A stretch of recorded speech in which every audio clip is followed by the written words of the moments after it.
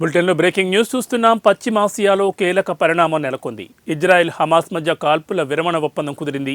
గాజాలో శాంతి స్థాపన కోసం ఇరుపక్షాలు ఈ ఒప్పందాన్ని అంగీకరించాయి. కాల్పుల విరమణ ఒప్పందం బందీల విడుదలకు సంబంధించి మధ్యవర్తులకు తమ ప్రతినిధి అంగీకారం తెలిపిందని హమాస్ పేర్కొంది. హమాస్తో గాజా కాల్పుల విరమణ చర్చలు చివరి నిమిషంలో అడ్డంకిని ఎదుర్కొన్నాయని, ఒప్పందం నిలిచిపోయిందని ఇజ్రాయెల్ అధికారి ఒకరు చెప్పారు. గాజా కాల్పుల విరమణ కోసం ఇజ్రాయెల్ చేసిన ప్రతిపాదనను గ్రూప్ తిరస్కరించిందని, చర్చలు కొనసాగుతున్నాయని హమాస్ అధికారి తెలిపారు.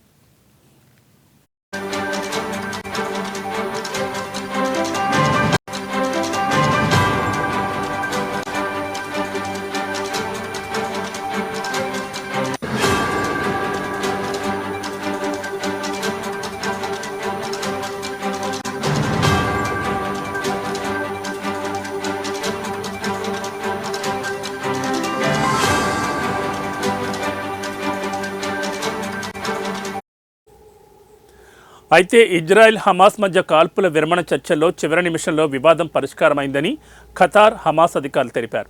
ఆ తర్వాత గాజాలో ఇజ్రాయెల్ యుద్ధాన్ని ఆపడానికి డజన్ల కొద్దీ బందీలను విడుదల చేయడానికి కాల్పుల విరమణ ఒప్పందం కుదుర్చుకున్నట్లు ఇజ్రాయెల్ హమాస్ అధికారులు తెలిపారు. చర్చలకు మధ్యవర్తిత్వం వహిస్తున్న ఖతార్ ప్రధాని హమాస్ ఇజ్రాయెల్ ప్రతినిధులతో విడివిడిగా సమావేశమయ్యారని, కొద్దిసేపటికే వివాదం సద్దుమణిగిందని ఖతార్ అధికారి ప్రముఖ వార్తా సంస్థ రాయిటర్స్కు తెలిపారు. కాల్పుల విరమణ ఒప్పందం ఇజ్రాయెల్ హమాస్ మధ్య 15 నెలల సుదీర్ఘ సంఘర్షణకు ముగింపు పలికింది.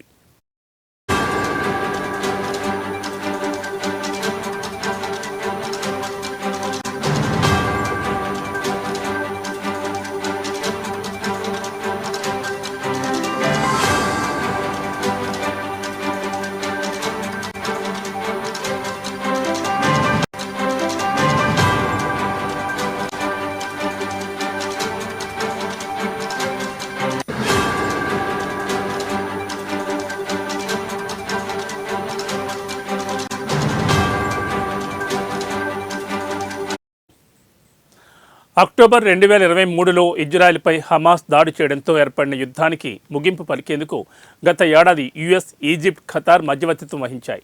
నెలల తరబడి జరిగిన చర్చల సమయంలో చివరి నిమిషంలో రోడ్ బ్లాకులను కొట్టేందుకు మాత్రమే తాము కాల్పుల విరమణకు దగ్గరగా ఉన్నామని ఇరుపక్షాలు గతంలో చెప్పాయి. అక్టోబర్ 7, 2023న ఇజ్రాయెల్పై హమాస్ అత్యంత ఘోరమైన దాడిని ప్రారంభించిన తర్వాత గాజాపై యుద్ధం ప్రారంభమైంది. దీని ఫలితంగా 1210 మంది మరణించారు. ఎక్కువగా పౌరులు. ఏఎఫ్పి లెక్క ప్రకారం దాడి సమయంలో హమాస్ ఇజ్రాయెల్ నుండి 251 మంది బందీలను కూడా తీసుకుంది. వీరిలో 94 మంది ఇప్పటికీ గాజాలో ఉన్నారు. వీరిలో 34 మంది మరణించినట్లు ఇజ్రాయెల్ సైన్యం ప్రకటించింది.